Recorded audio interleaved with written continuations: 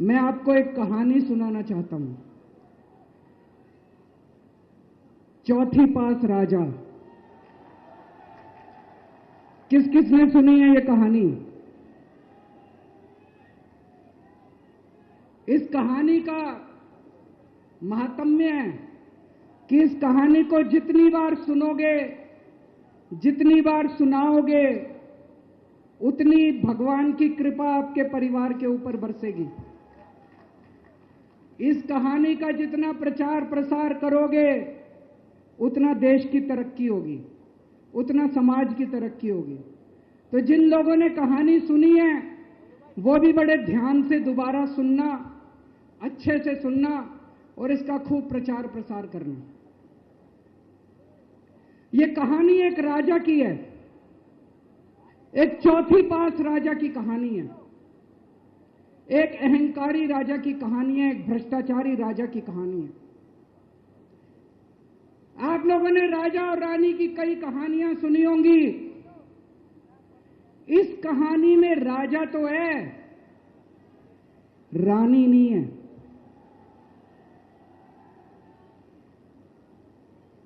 तो एक महान देश था, कई हजार साल पुराना देश। उस देश के एक गांव में एक बच्चा पैदा हुआ, बहुत गरीब घर में एक बच्चा पैदा हुआ। तो जैसे गांव के अंदर बच्चा पैदा होने पे ज्योतिषी आते हैं, ज्योतिषी आके बच्चे का भविष्य बताते हैं, ऐसे ही गांव का ज्योतिषी आया। उसने बच्चे की कुंडली देखी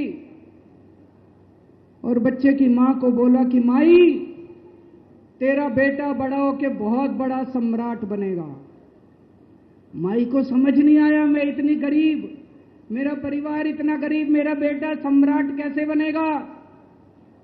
खैर, बच्चा धीरे धीरे बड़ा होने लगा। गांव के सरकारी स्कूल में उसका एडमिशन करा दिया। उसका पढ़ने लिखने में मन नहीं लगता था। पढ़ते पढ़ते, क्लास करते करते चौथी में आके उसने नाम कटवा लिया। उसका पढ़ाई लिखाई में मन नहीं लगता था। बगल में, गांव के बगल में एक रेलवे स्टेशन था। घर में बहुत गरीबी थी। वो बच्चा वहां स्टेशन पे जाके चाय बेचने लगा।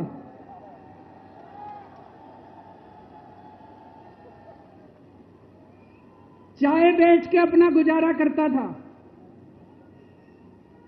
वो भाषण बहुत अच्छा देता था, बचपन से ही बड़ा अच्छा भाषण देता था।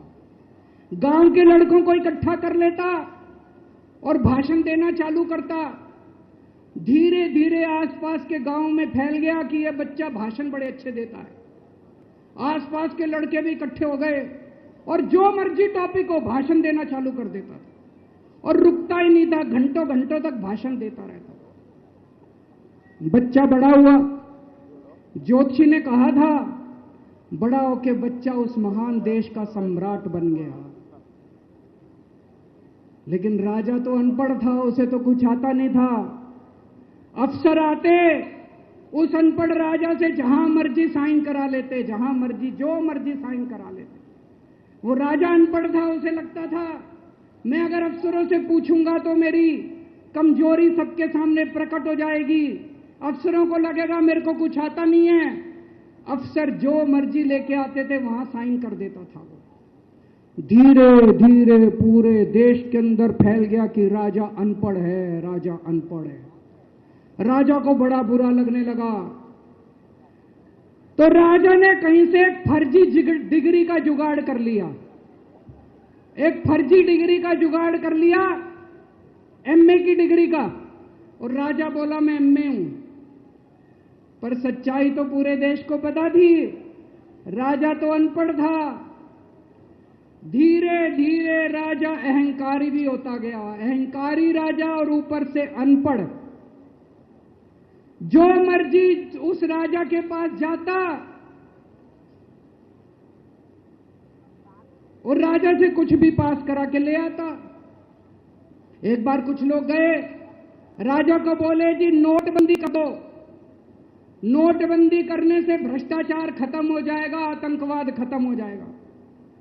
राजा को कुछ समझ नहीं आया, राजा की खूब चमची मारी उन्होंने। राजा ने एक दिन शाम को टीवी पे आके 8 बजे नोटबंदी कर दी। पूरे देश का बेड़ा गर्क हो गया दोस्तों।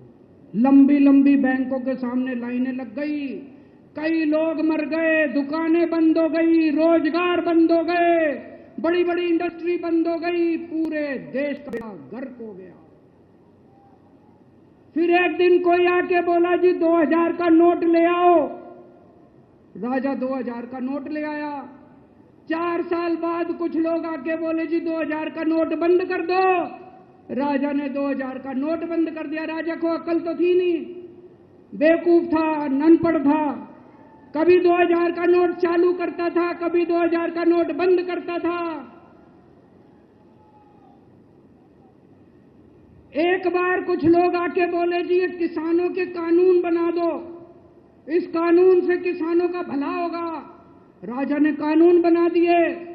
पूरे देश के किसान सड़कों पे उतर आए।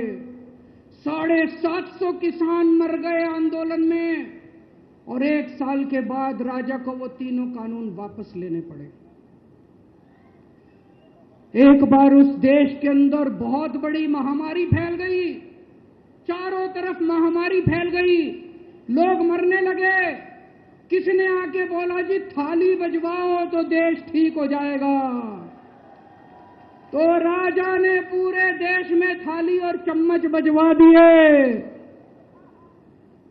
महामारी तो नहीं बची, महामारी तो फैली रही। किसी ने आके कहा जी डॉक्टरों की जरूरत पड़ेगी, दवाइयों की जरूरत पड़ेगी, इंजेक्शन की जरूरत पड़ेगी, तब महामारी रुकेगी। राजा अपने दोस्तों का बड़ा ख्याल रखता था। उसके दोस्त थे। एक दोस्त ने 10,000 करोड़ रुपए चोरी कर लिए, राजा ने उसको देश से भगा दिया। दूसरे दोस्त ने 20,000 करोड़ चोरी कर लिए, राजा ने उसको भी देश से भगा दिया। पर एक दोस्त ऐसा था जिससे राजा की ज्यादा ही दोस्ती थी। कौन था? उसको उन्होंने सारे एयरपोर्ट बेच दिए, सारे जहाज बेच दिए, सारे सीपोर्ट बेच दिए, उन्होंने आसमान बेच दिया, जमीन बेच दी राजा ने, खदानें बेच दी। उस दोस्त पे राजा मेहरबान था। राजा का एक और दोस्त था। वो दोस्त इतना गंदा था कि उसने कुछ अंतर्राष्ट्रीय खिलाड़ी महिलाओं के साथ बदतमीजी करी, लेकिन राजा ने दोस्ती नहीं छोड़ी। मजाल जो उस दोस्त के ऊपर कोई आंच आ जाए, राजा उस दोस्त के साथ खड़ा रहा, लेकिन उसने खिलाड़ियों का सुना। राजा का एक और दोस्त था।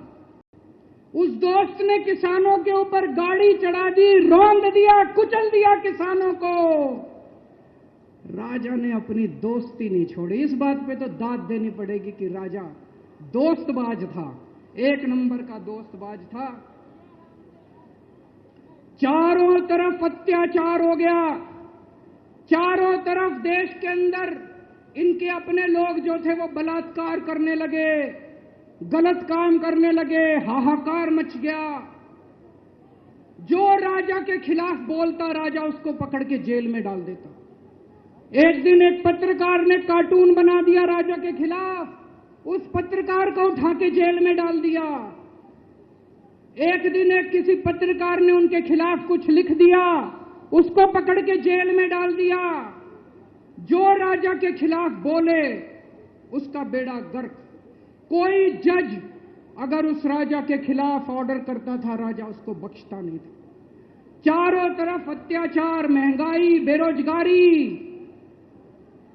ऊपर आसमान में देवता ये सब देख रहे थे कि पृथ्वी के ऊपर कितना घनघोर अत्याचार हो रहा है।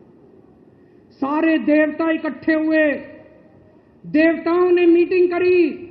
सारे देवता मिलकर शिवजी महाराज जी के पास गए और कहा, महाराज कुछ करो, पृथ्वी के ऊपर अन्याय हो गया, अत्याचार हो गया, चारों तरफ बलात्कार, चारों तरफ हाहाकार मचा हुआ है, जनता परेशान हो रही है।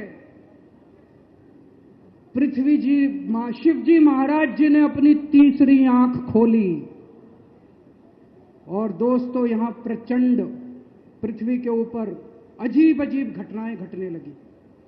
उज्जैन के अंदर महाकाल की 6 सप्तऋषियों की बड़ी बड़ी 10 फुटा भारी भारी मूर्तियां थी। एक दिन बारिश और तूफान आया और 6 की 6 मूर्तियां टूट गई। लोगों ने कहा बड़ा अपशकुन हो रहा है, बड़ा अपशकुन हो रहा है।